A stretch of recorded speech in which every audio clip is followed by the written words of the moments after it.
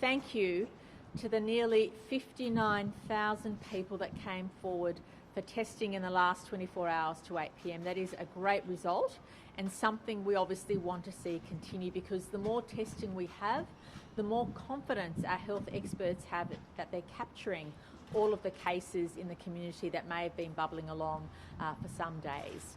I also want to report that to 8 p.m. last night, New South Wales recorded 18 cases of community transmission. Of those 18 cases, all but one has been confirmed as a link, and the 18th case is actually in the vicinity of those other cases, and yet that link is yet to be established, given some of these cases are fairly recent. I also want to stress that of those 18 cases, about a third of them, about 6 of them, were in isolation for the entire time.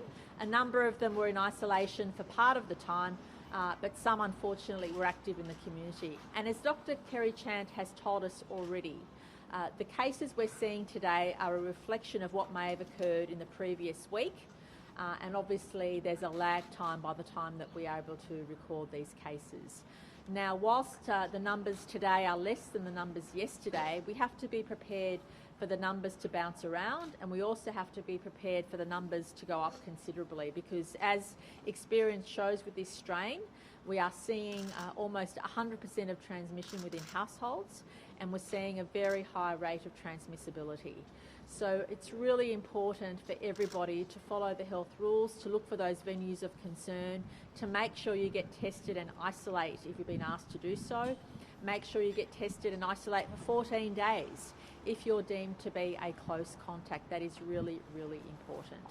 And I also want to stress to everybody how deeply grateful we all are. The way the public has responded in a very short period of time is very, very encouraging. It gives me heart that by working together we will get through this.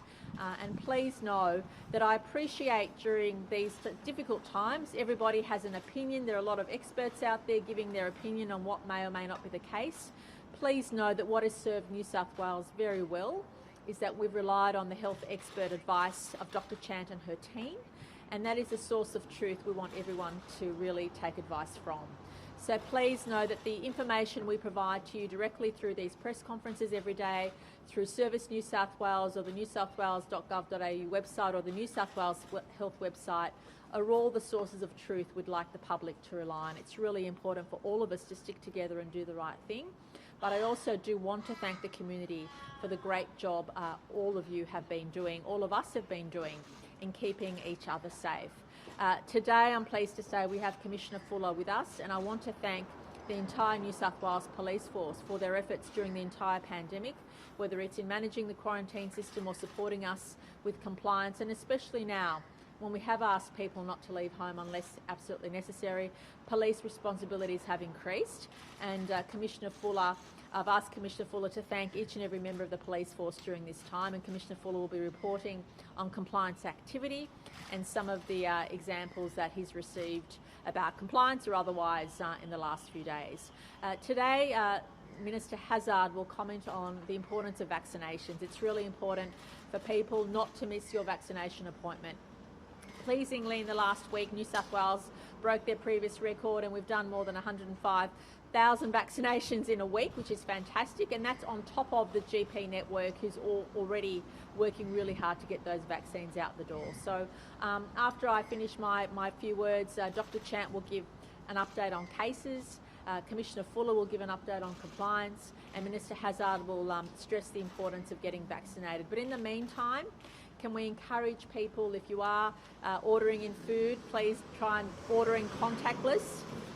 Whilst you're allowed to go out and get essential services, essential food items, we're really keen to not have people move around.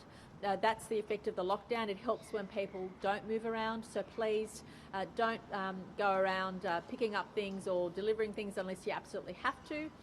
We would prefer that people who are ordering in get that contactless opportunities, because for the lockdown to have effect and for us to manage the situation in the desired time frame we've set ourselves, it's really important for us to limit our movements and activity unless we absolutely have no other option. But having said that, Dr. Chant has been encouraging, and we all encourage people to go outdoors and get that healthy exercise. You can do that in up to groups of 10. You don't need to wear a mask when you're exercising, but you do need to make sure you're maintaining good social distance. And the most important message I'd like to give everybody is every time we leave the home, we have to assume that ourselves or other people around us have the virus. That's the way we have to live during the lockdown and beyond. We just have to assume that we have the virus or that others around us have, and we have to act accordingly. So again, thank you to everybody for your vigilance.